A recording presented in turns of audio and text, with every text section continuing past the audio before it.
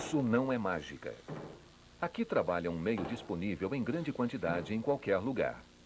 O trabalho é realizado por ar, mais precisamente, ar comprimido.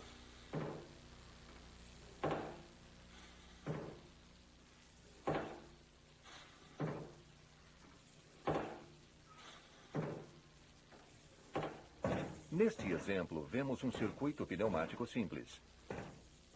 É o ar comprimido que movimenta o cilindro em ambas as direções e que também comanda a válvula. Esta, por sua vez, direciona o fluxo de ar para a câmara correspondente. Tudo isso depende do botão estar acionado ou não. Portanto, o ar comprimido é um meio de comando e de trabalho.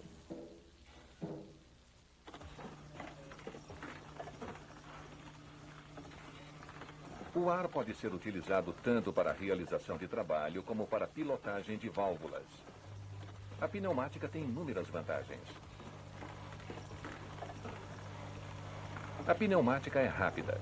Em dispositivos de montagem automáticos, por exemplo, pode-se atingir alta repetibilidade.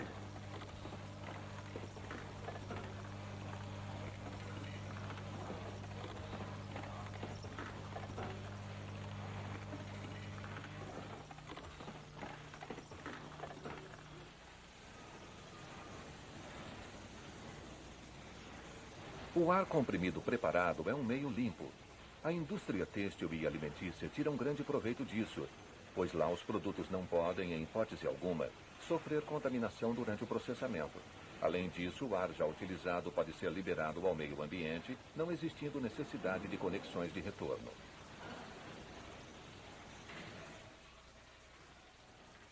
Na produção em sala limpa, frequentemente são utilizadas instalações pneumáticas.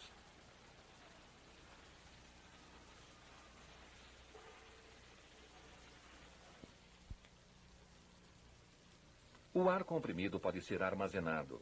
A vantagem disso é que ele pode ser mantido em estoque num reservatório.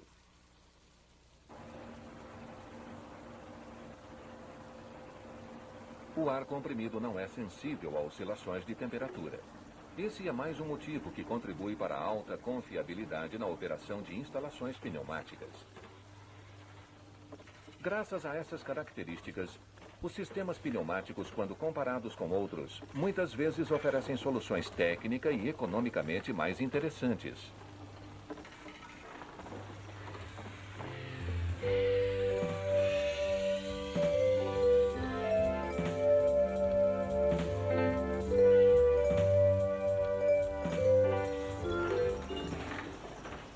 Para que se possa compreender os fenômenos mais importantes da pneumática, é necessário conhecer alguns princípios físicos.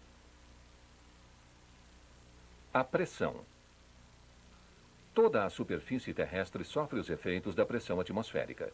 Embora varie um pouco em função das relações geográficas e climáticas, aceita-se como referência, no meio técnico, o valor de 100 kPa para a pressão atmosférica. Qualquer pressão acima desse valor é denominada pressão de operação PG.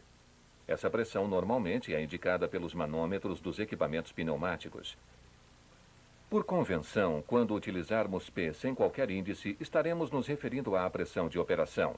Pressões inferiores a 100 kPa são denominadas pressão de vácuo PV.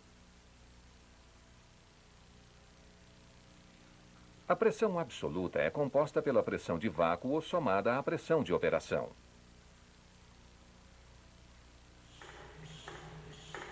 O ar pode ser comprimido. O ar comprimido e, portanto, sua energia podem ser armazenados.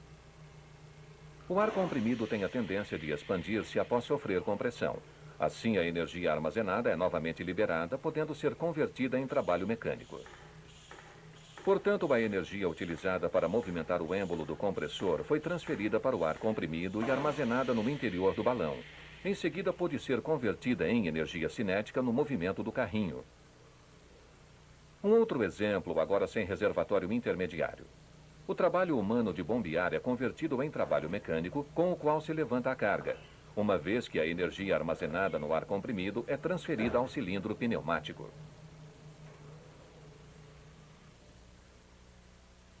Acrescentemos mais um pouco de teoria sobre a relação entre um determinado volume de ar e sua pressão. Desde que a temperatura permaneça constante, pode-se afirmar que o produto de um certo volume de ar, V, e a pressão P exercida por ele é constante. O que significa isso? Neste recipiente há uma quantidade determinada de ar, ou seja, 2 litros submetidos apenas à pressão atmosférica de 100 kPa. Numericamente, 2 litros vezes 100 kPa igual a 200.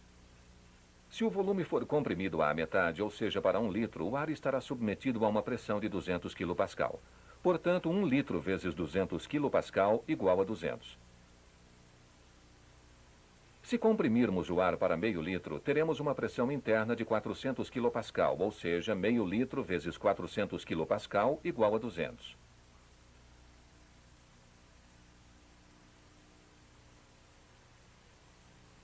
E para que precisamos conhecer esta equação na pneumática? Vejamos um exemplo. Um compressor tem taxa de compressão de 7:1. Que pressão de operação pode ser atingida com a temperatura mantendo-se constante e uma pressão atmosférica igual a 100 kPa?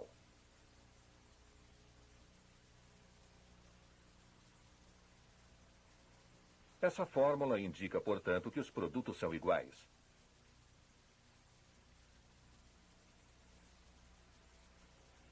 Estamos procurando P2 e desenvolvemos a equação. Substituindo os valores, obtemos P2 igual a 700 kPa de pressão absoluta. Deste valor, temos que subtrair a pressão atmosférica de 100 kPa, o que resulta numa pressão de operação do compressor de 600 kPa.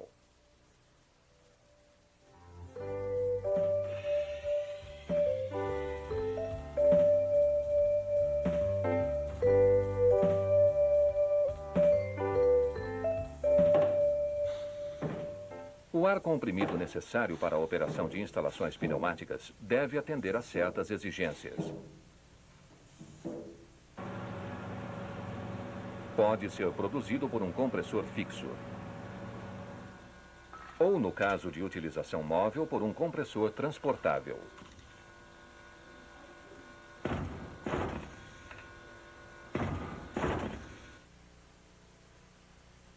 Há diversos tipos construtivos de compressores, dos quais 2 serão apresentados rapidamente.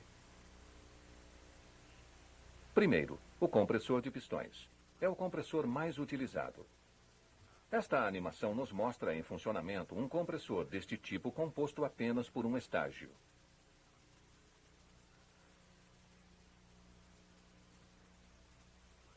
Segundo, o compressor rotativo de duplo parafuso. Neste tipo de compressor, 2 roscas sem fim engrenadas entre si deslocam o ar da entrada para a saída.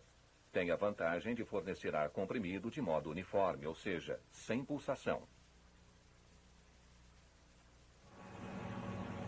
Depois da unidade de compressão, existe uma unidade de resfriamento acoplada ou não à primeira. Nela resfria-se o ar comprimido por meio de trocadores de calor e elimina-se o óleo contaminante proveniente do compressor. Em seguida, no circuito de alimentação, temos o reservatório. Ele reúne as seguintes funções. Primeira, armazena o ar comprimido. Isso faz com que o compressor não precise funcionar continuamente, apenas quando houver consumo. Segunda, minimiza oscilações na pressão, ou seja, mesmo com consumo variável, o fornecimento de ar acontece de maneira uniforme. Terceira, condensa a umidade contida no ar em razão do resfriamento provocado pela troca de calor do reservatório com o meio ambiente.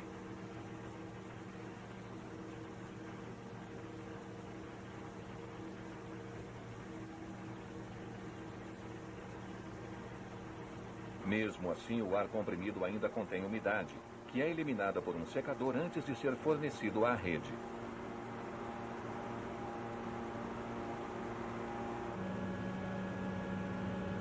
No planejamento da unidade produtora de ar comprimido, recomenda-se o superdimensionamento da capacidade da rede em relação ao consumo previsto. Ampliações posteriores têm custo bastante elevado. A disposição correta, aliada ao bom dimensionamento da tubulação de ar comprimido, são fundamentais para o sucesso do projeto da instalação pneumática. Na tubulação pode ocorrer condensação de umidade residual. Por este motivo, existem dispositivos de drenagem em pontos apropriados do circuito que se encarregarão de eliminar este condensado.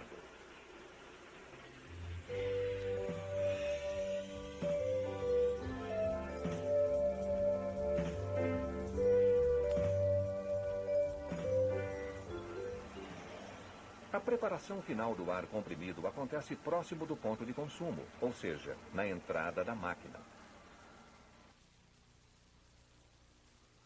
O ar comprimido utilizado nas instalações pneumáticas deve atender a duas condições essenciais. Ele deve estar seco e limpo, para que não ocorra entupimento dos estreitos canais dos elementos pneumáticos, o que causaria problemas à instalação.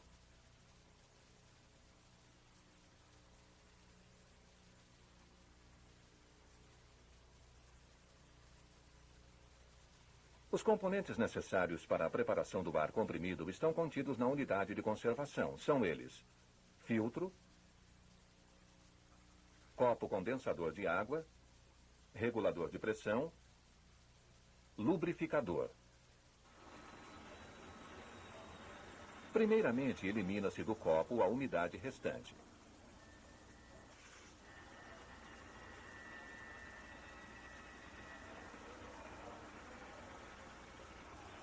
Após retirá-lo, encontramos um filtro onde ficarão retidas eventuais impurezas encontradas na tubulação, como por exemplo ferrugem. Um regulador de pressão faz com que a máquina sempre esteja alimentada com uma pressão de trabalho constante. Por fim, encontramos o lubrificador de ar comprimido. Ele se faz necessário quando forem utilizados elementos pneumáticos que não possuam autolubrificação.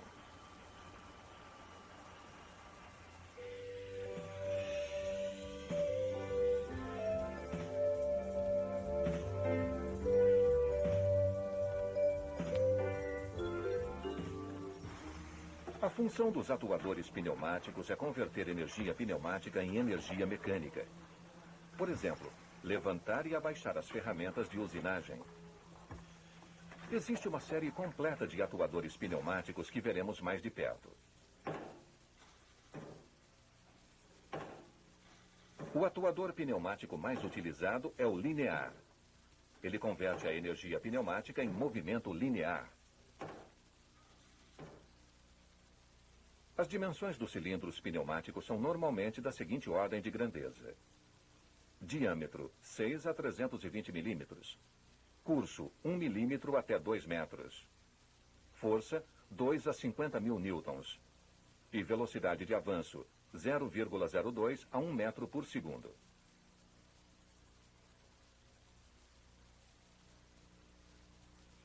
O cilindro de simples ação. Este é um cilindro de simples ação com seu símbolo. Vemos representadas uma conexão e a mola de retorno.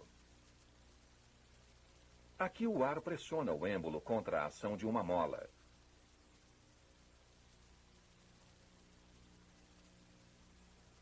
A haste do cilindro avança.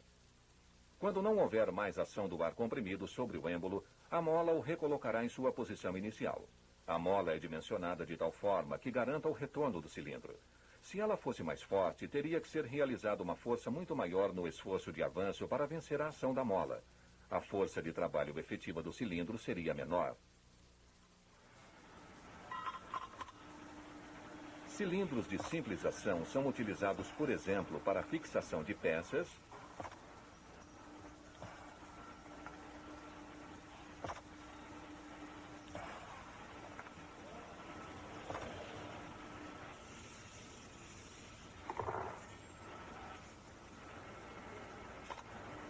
ou também na expulsão.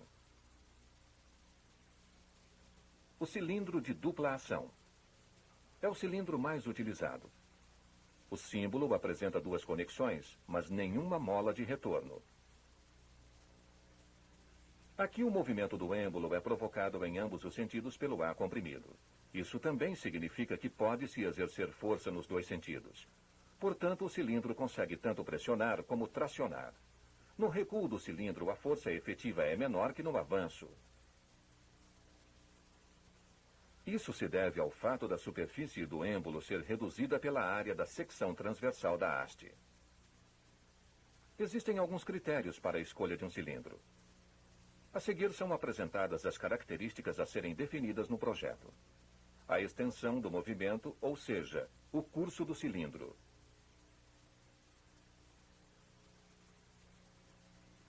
A força necessária no avanço e no recuo do cilindro.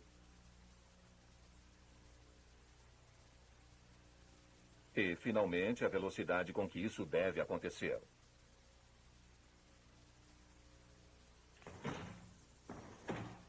A força e a velocidade estão relacionadas entre si. Observemos a seguinte experiência. Com cargas iguais, os dois cilindros avançam com a mesma velocidade. Aumentamos a carga à esquerda e já percebemos a diferença.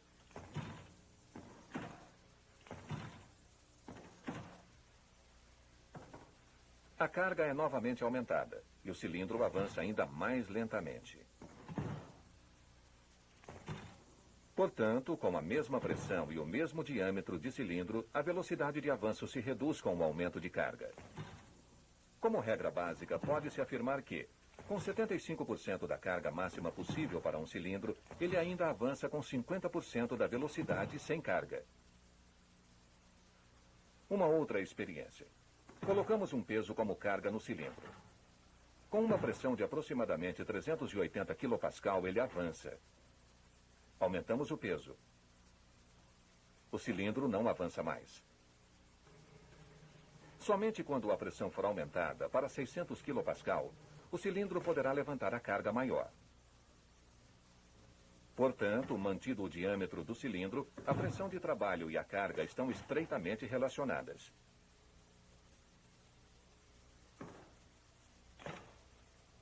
Nesta experiência, o cilindro também não consegue levantar a carga. Para o cilindro à esquerda não há problema em fazê-lo, embora a pressão seja a mesma nos dois cilindros. A explicação do fato. O cilindro da esquerda tem um diâmetro maior. Isso é novamente demonstrado nesta experiência.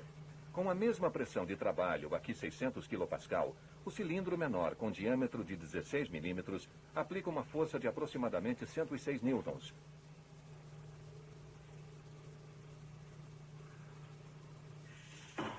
Enquanto o cilindro de 25 mm de diâmetro exerce uma força de 262 newtons. Para este cilindro de 32 mm de diâmetro, a força chega a quase 420 newtons. Tudo isso levado a uma equação resulta que a força é o resultado da área do êmbolo multiplicada pela pressão de trabalho. A escolha do diâmetro do cilindro é fundamental para obter-se a força desejada. Além disso, a frequência do movimento, a pressão e o consumo de ar comprimido são variáveis importantes. Nas mesmas condições, um cilindro menor consome menos ar que um maior. Neste dispositivo de furação automático são utilizados cilindros de dupla ação de várias dimensões.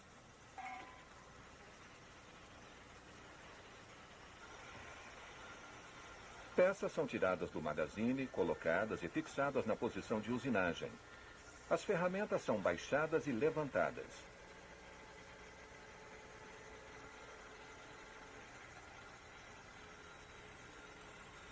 E, posteriormente, a peça pronta é retirada e expulsa.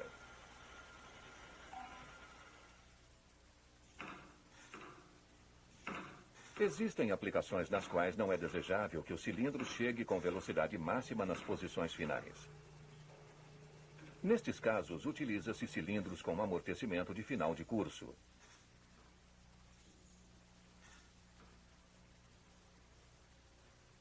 Nestes cilindros, interrompe-se o escape livre de ar para o meio, pouco antes do final do curso. Cria-se assim um colchão de ar que amortece o movimento. Esse ar é liberado para o meio através de um estrangulamento. Normalmente, esses cilindros possuem amortecimento de final de curso regulável. Agora, alguns tipos especiais de cilindros. Este é um cilindro de dupla ação com haste passante.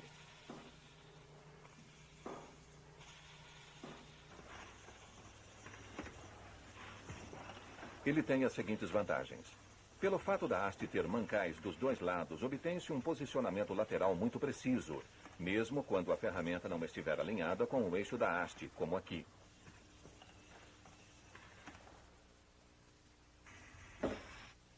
Por fim, o cilindro de haste passante ainda oferece outra vantagem. Aqui, já que uma das extremidades está ocupada pelo gerador de vácuo, a detecção da posição da haste pode ser realizada na outra extremidade. Mais um exemplo. Este cilindro tem a haste vazada. Através do furo pode-se passar, por exemplo, um cabo elétrico para acionar o solenoide de um eletroímã.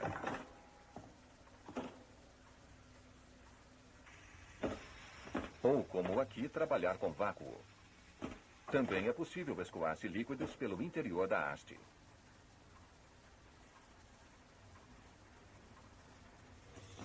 Em contraposição ao cilindro anterior, este aqui não possui haste. O êmbolo tem um ímã permanente em forma de anel. O mesmo acontece com o cursor externo à cabeça do cilindro.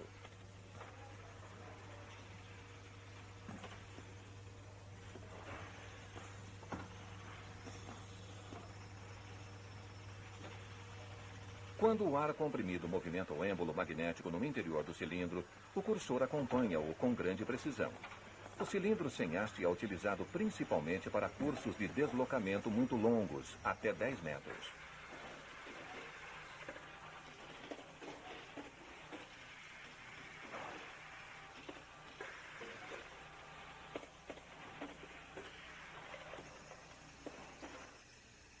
Este é um cilindro de posições múltiplas. Normalmente, ele é composto de 2 cilindros de dupla ação solidários. Assim, se obtém 4 posições.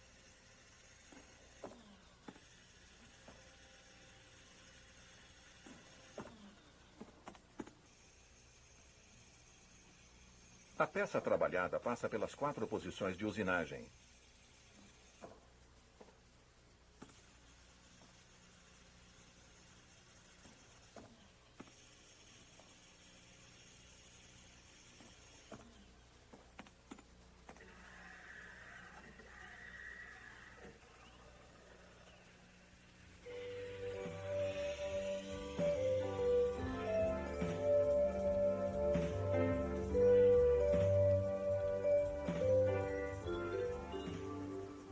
Cilindro rotativo.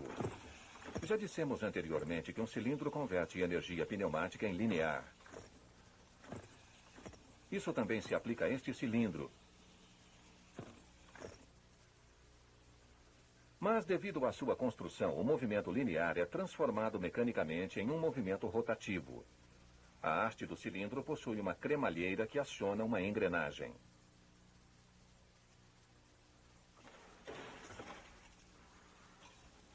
Aqui o cilindro giratório é utilizado para fornecer energia mecânica na prensagem de peças.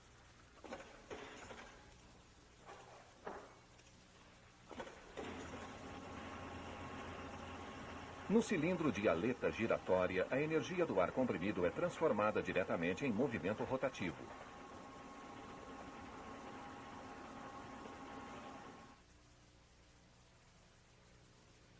O ângulo de giro é ajustável. O torque máximo pode chegar a 20 newtons-metro.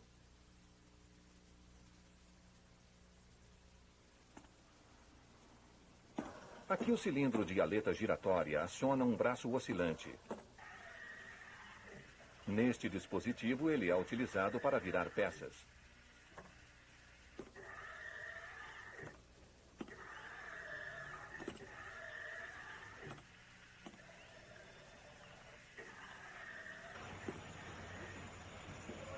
Motores pneumáticos. Nesta parafusadeira, a energia pneumática é convertida em movimento giratório através de um motor de palhetas. Nesses casos, a faixa de rotação estende-se de 3.000 a 8.000 giros por minuto.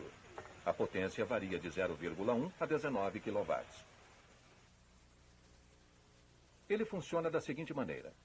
Numa câmara cilíndrica gira um rotor excêntrico no qual encontram-se palhetas móveis. Estas palhetas isolam as diversas câmaras entre si. O rotor é colocado em movimento através de ar comprimido injetado na câmara menor. O ar comprimido libera energia para o eixo do motor e então escapa para o meio. Existem motores pneumáticos com sentido de rotação horário, anti-horário ou reversível para as duas situações.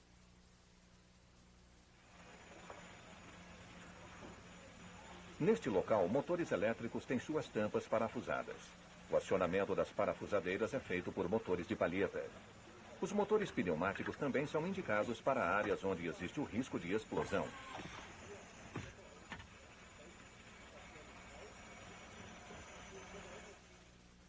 Este é o símbolo utilizado para representarmos os atuadores rotativos com ângulo de giro limitado. Ao lado vemos o símbolo de um motor pneumático. Os símbolos sempre são orientados pela função e não pela forma construtiva do elemento.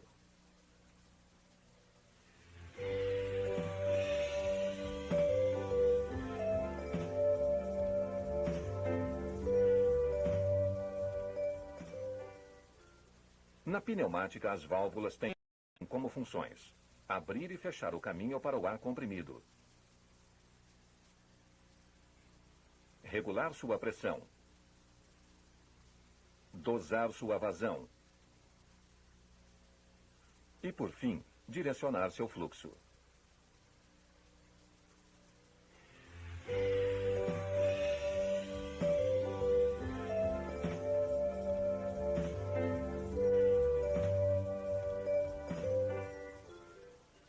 Uma válvula direcional tem basicamente 3 funções: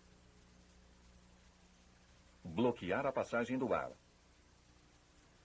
ou abri-la,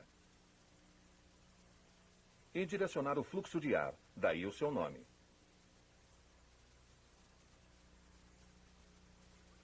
Verifiquemos detalhadamente as válvulas direcionais mais importantes.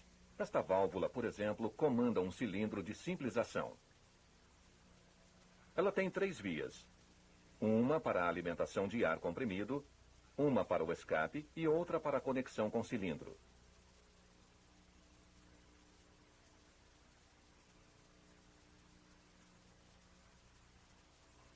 Além disso, ela tem 2 posições de comutação. Estes 2 critérios, número de posições e número de vias, dão nome à válvula. Trata-se de uma válvula direcional 3 vias e este é o seu símbolo. Seu funcionamento. Na posição de repouso, o ar comprimido é aplicado à válvula, porém o caminho está interrompido.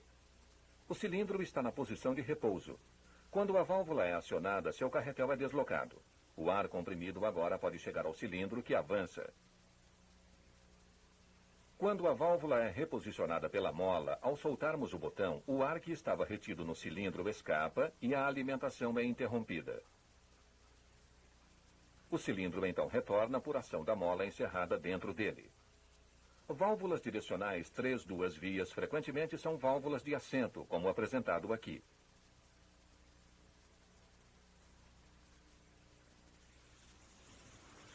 Nesta instalação é utilizada uma válvula direcional 3 vias acionada manualmente para controlar um cilindro de simples ação, que tem a função de ejetar peças. Esta é uma válvula 5 vias. Ela também tem 2 posições, mas controla 5 vias. Este é o símbolo da válvula.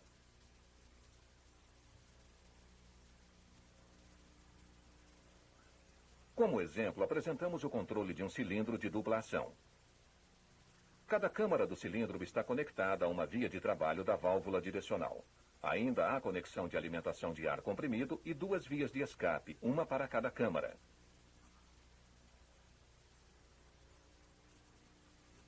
Quando a válvula é acionada, o ar comprimido vai para a câmara da esquerda, enquanto a câmara da direita é despressurizada. Ao comutarmos a válvula, as vias se invertem e o cilindro recua. Aqui o trajeto do ar comprimido é direcionado uma vez para a câmara esquerda e outra para a direita. Alternadamente, as respectivas vias de escape são bloqueadas ou liberadas. Este dispositivo de fixação mostra o comando do cilindro de dupla ação através de uma válvula direcional 5 vias de operação manual.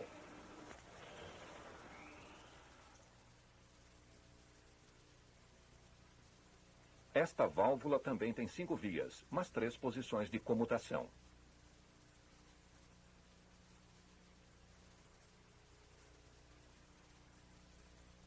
Portanto, é uma válvula direcional 5 vias e este é o seu símbolo.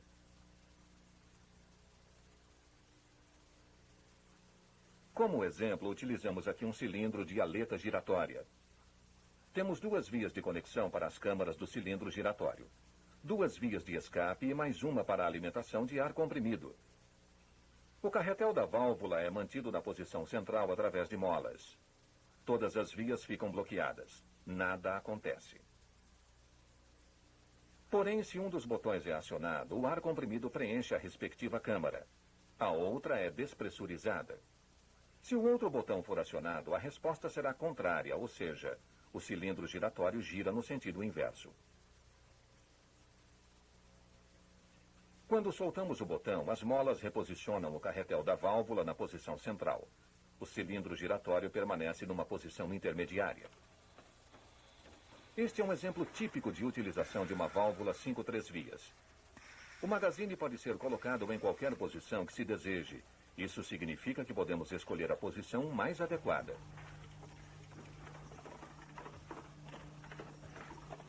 O acionamento de válvulas direcionais pode ser direto, aqui mecanicamente.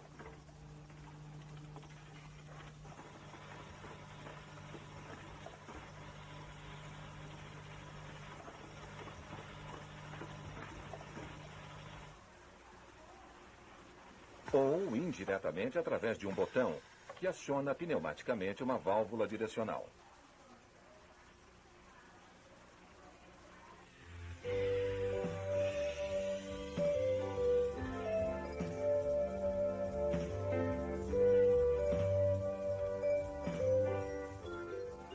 A válvula de simultaneidade realiza uma associação lógica, mais exatamente uma função E.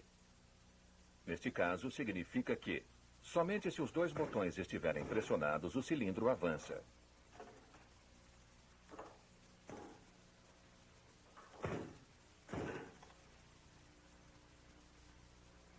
No recurso gráfico, podemos ver o funcionamento do elemento E. Ele tem duas entradas. Se houver pressão somente em uma delas, o carretel bloqueia a passagem.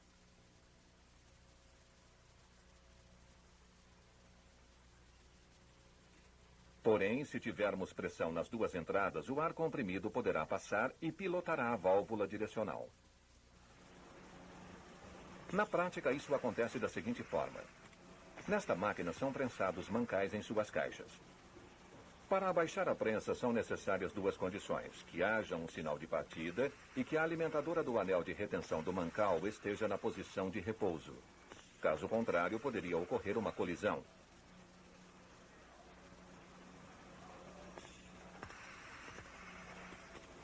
É claro que nesta máquina são necessárias várias associações E. Inclusive aqui há 3 delas, agrupadas num mesmo bloco de montagem.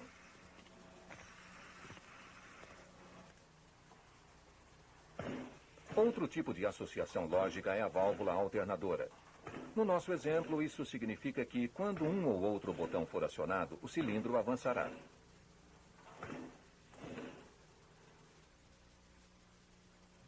Essa função é executada utilizando-se um elemento OU.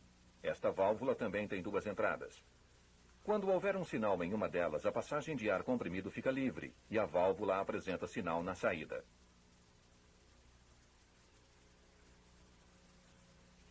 O elemento de comando, então, pode ser acionado. Se houver sinais simultâneos nas duas entradas, aquele que chegou primeiro será dominante.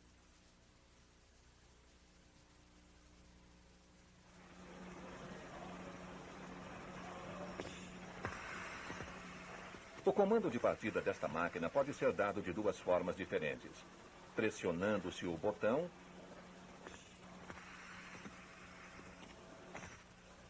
ou acionando-se um pedal.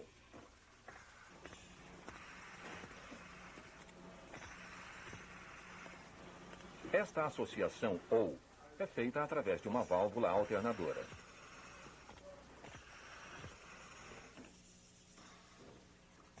A válvula de escape rápido. Localiza-se na tubulação entre o elemento de comando e o elemento de trabalho.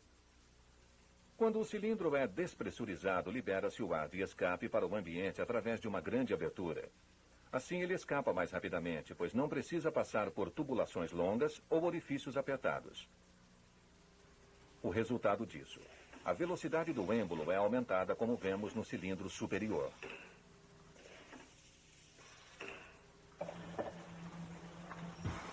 Em cilindros com grande volume como este, obtém-se frequências de operação significativamente mais elevadas, pois o retorno do êmbolo acontece mais rapidamente.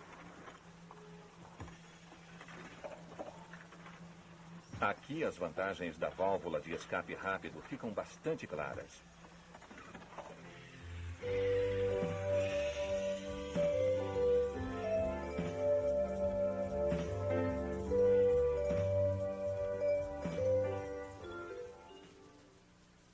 A válvula reguladora de pressão tem a função de manter constante o valor de pressão ajustado. Isso acontece quando alteramos o volume de ar que passa pela válvula.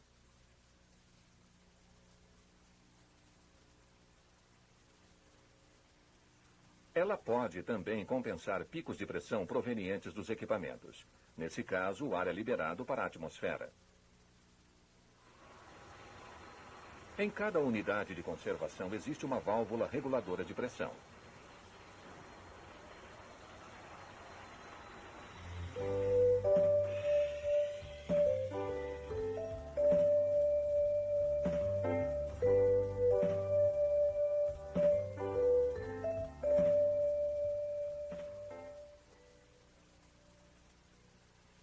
Numa válvula reguladora de fluxo, há um estrangulamento na passagem do ar.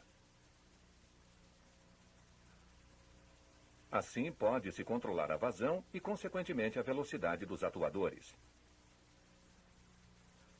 A válvula reguladora de fluxo unidirecional, como o nome já diz, consiste de um estrangulamento e de uma válvula de retenção. Ela regula o fluxo somente em um sentido. No outro, o ar pode passar livremente.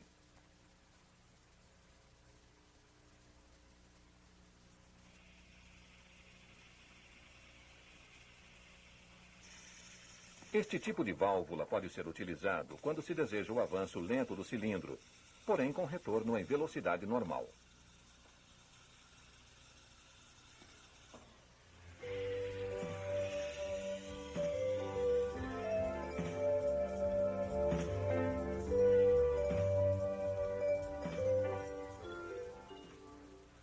Válvula de sequência é utilizada nos circuitos dependentes da pressão.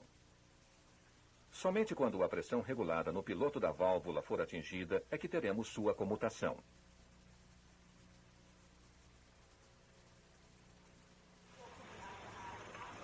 Aqui na prensagem pode-se garantir desta forma que seja obtida a pressão previamente ajustada.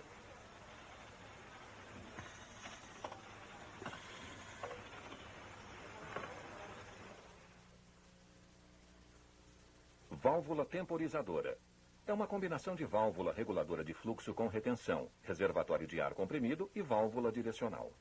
Através do ajuste do estrangulamento, pode-se alterar o volume de ar que adentra o reservatório. Assim, também é possível alterar o tempo necessário para que se atinja a pressão de comutação da válvula direcional.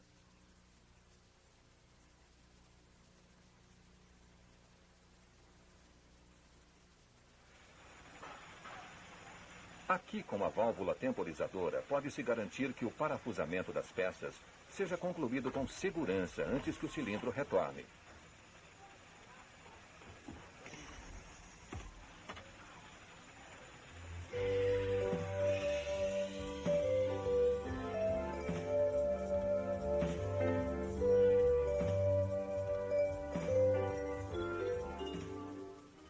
No capítulo referente a válvulas direcionais, já vimos dois exemplos de acionamento de válvulas. A operação direta e a operação indireta. Esta última é a preferida na prática, uma vez que o emissor de sinal e válvula de comando podem estar fisicamente separados. Verifica-se tal exigência na maioria dos projetos mecânicos. A emissão de sinal aqui só depende do operador, ou seja, o acionamento da válvula é manual. Este método é encontrado, por exemplo, na operação de prensas.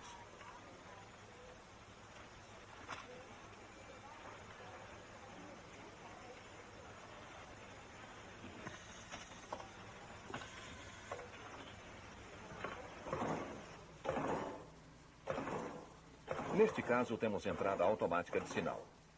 Quando o cilindro atinge sua posição final, uma válvula de rolete é acionada. Esta, por sua vez, envia ao elemento de comando, uma válvula direcional 5 duas vias, um sinal correspondente. Isso resulta no movimento de retorno do cilindro. Assim, o cilindro pode ser acionado novamente. A válvula de rolete tem a função de um sensor, ou seja, ela detecta a condição e emite um sinal correspondente.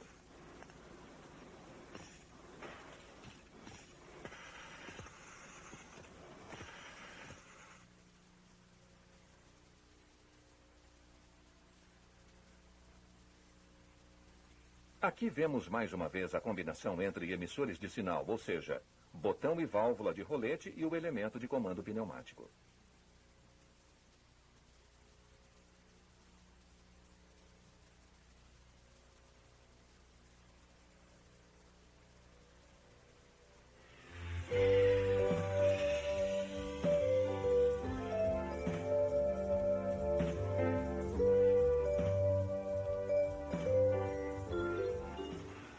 Uma instalação pneumática tem a função de realizar determinado trabalho com a ajuda de ar comprimido.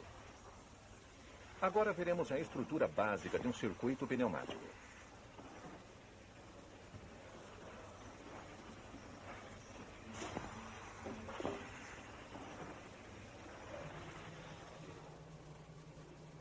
Primeiramente, encontramos na linha de alimentação da máquina a unidade de conservação. Nela, o ar comprimido é preparado de acordo com as necessidades específicas da instalação.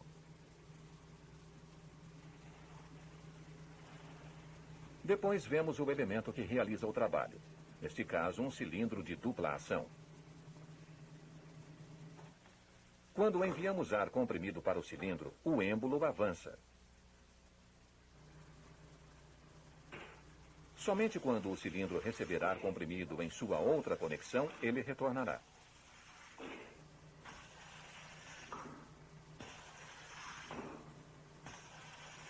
Para executar esta alternância na alimentação de ar comprimido, necessitamos de uma válvula direcional. Assim, construímos um comando pneumático simples.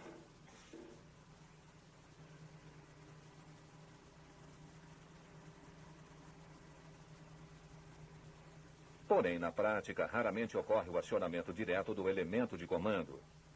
Isso normalmente ocorre através de elementos de sinal. No nosso exemplo, são duas válvulas direcionais de acionamento manual. Os respectivos sinais também são transmitidos ao elemento de comando através de ar comprimido. Mas aqui também se vê um outro efeito. Não existe a necessidade de mantermos os botões acionados para realizarmos o movimento. Um simples pulso comuta a válvula de comando e esta memoriza o sinal. Ampliemos um pouco mais as funções do nosso circuito. O cilindro só avançará quando os dois botões da esquerda forem pressionados. O retorno será realizado ao acionarmos o botão da direita. Para isso, o circuito recebeu, além de mais um botão, também um elemento processador, no caso, elemento E, que satisfará esta condição de simultaneidade. Somente quando os dois botões estiverem pressionados, o elemento de comando será acionado e o cilindro avançará. Agora vemos a estrutura básica de um circuito pneumático relacionada às funções de cada elemento.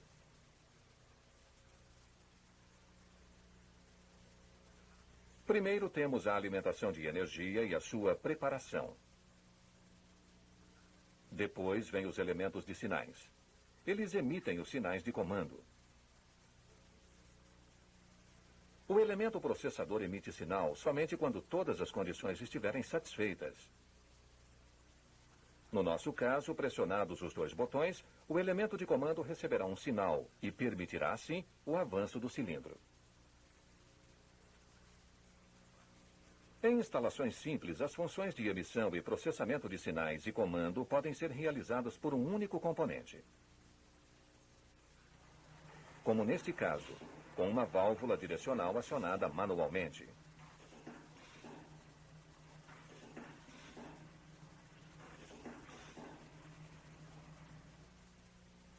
Podemos agora desenhar nosso circuito pneumático. Primeiramente, a alimentação de energia e o cilindro de dupla ação no nível dos adutores. Como já vimos, precisamos de uma válvula direcional 5 vias para comandá-lo. Neste conjunto, a válvula de acionamento manual assume as funções de elemento de sinal, de processamento e de comando. Mas em nosso exemplo, colocamos 2 botões para o movimento do cilindro. A válvula direcional 5 vias passa a ter somente as funções de elemento de processamento e comando. Para que se possa incluir a associação lógica E, introduzimos o elemento E como elemento de processamento. Agora, a estrutura básica de um comando pneumático em 5 níveis fica clara. Alimentação de energia. Elementos emissores de sinais. Elementos de processamento de sinais. Elementos de comando. Elementos atuadores.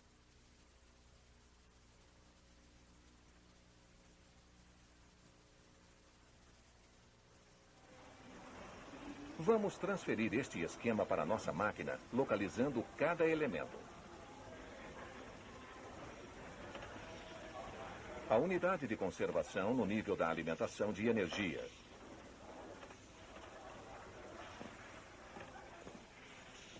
As 2 válvulas de acionamento manual como elemento de sinais.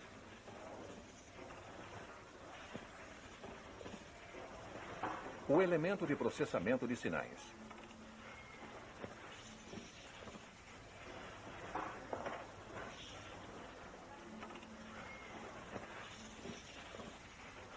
Uma válvula direcional 5 vias como elemento de comando.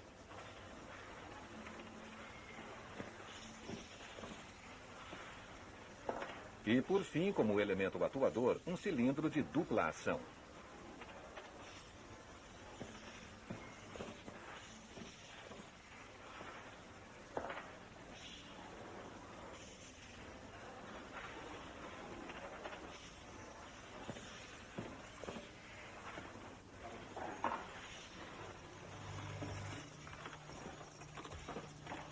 Este princípio básico se aplica a todos os comandos pneumáticos, inclusive nos circuitos mais complexos.